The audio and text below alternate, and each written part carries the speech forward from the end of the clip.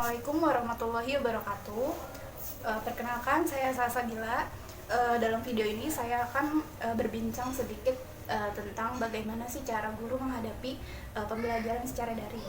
Nah, di samping saya ini udah ada satu narasumber, dia merupakan guru muda. Jadi kita panggil kakak aja ya. Silakan Kak, diperkenalkan. Hai, perkenalkan nama saya Dahlia Mirawati. Saya merupakan salah satu guru muda di SMP Nusa Bangsa. Biasa dipanggil Kak sih katanya. Kalau boleh tahu, Kak mengajar mata pelajaran apa?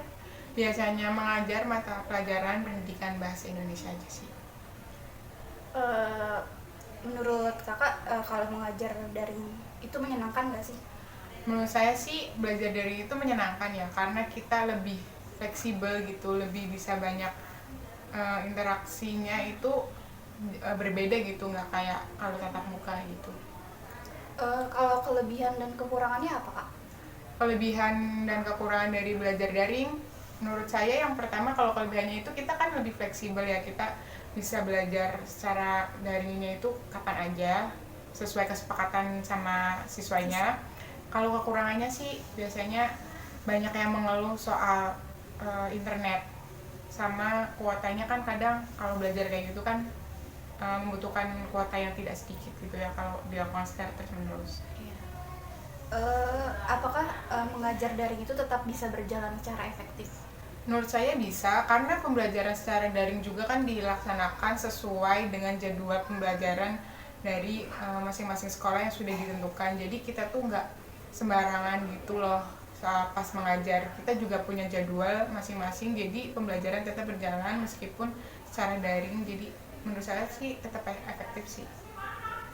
Nah, kalau belajar daring ini kan biasanya menggunakan berbagai media kan. Nah, media apa aja sih yang kakak gunakan untuk mengajar?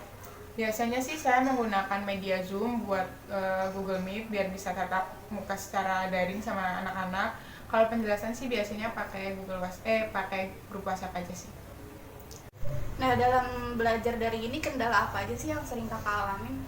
Kalau kendala sih biasanya yang paling sering dirasain itu internet sih.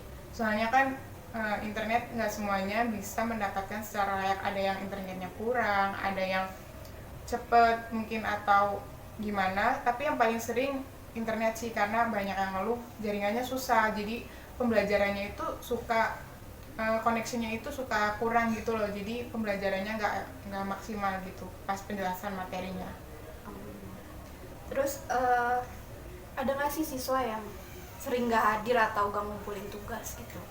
Kalau nggak hadir sih mungkin sedikit, karena mereka pembelajaran secara daring kan bisa kelihatan gitu ya absennya.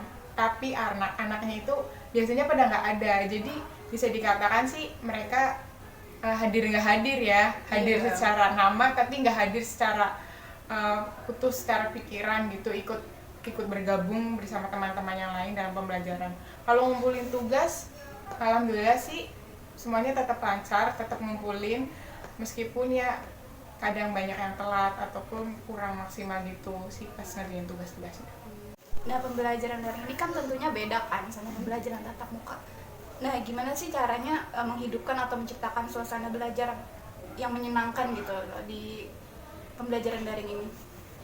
Kalau cara saya menciptakan suasana kelas yang menyenangkan, biasanya saya selingi dengan games gitu ya. Kalau pertanyaan-pertanyaan kecil ataupun biasanya sih karena dominannya kan anak-anak ya SMP gitu, kita pakai metode pembelajaran yang ada bermain gamenya biar mereka itu nggak bosan, nggak monoton sama pembelajarannya cuma dengerin, nyimak ataupun yang merasa kurang gitu ya interaksinya. Jadi kalau ada gamesnya gitu kan tapi ada pembelajarannya, mereka kan Jadi secara nggak sadar ikut aktif dalam pembelajaran dan ikut berpartisipasi gitu loh biar nggak bosen gitu. Terus banyak gak sih siswa yang suka ngeluh dalam belajar daring ini? Kalau ngeluh banyak, tadi yang pertama ada ngeluh internet, yang kedua ngeluh pembelajarannya itu. Beberapa anak sering ngeluh kalau mereka menangkap materinya itu kurang, kayak belum paham nih sama materi yang ini, tapi minta dijelasin itu susah, karena kan kita nggak bisa tatap muka secara langsung, nggak bisa nanya langsung gitu. Jadi kayak sebenarnya mereka belum paham, tapi mereka ya bilang udah paham aja kayak gitu sih. Jadi sebenarnya penyampaian materinya di mereka itu mereka nangkapnya masih kurang. Jadi itu belum sih ya, mereka secara ini ya apa? belum secara secara maksimal iya. gitu mereka terima gitu. Nah, menurut kakak lebih enak ngajar daring atau luring?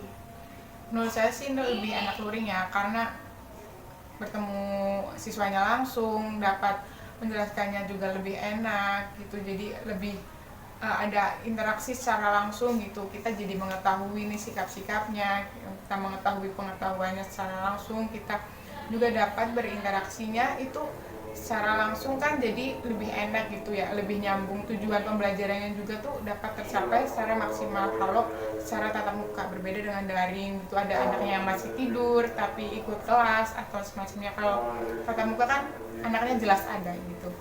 Jadi banyak ya kak ya suka dukanya dalam mengajar daring ini. Terima kasih ya sudah bersedia saya wawancarai. Sama-sama.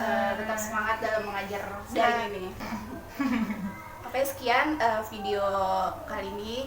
Kurang lebihnya mohon maaf. Wassalamualaikum warahmatullahi wabarakatuh. Dadah.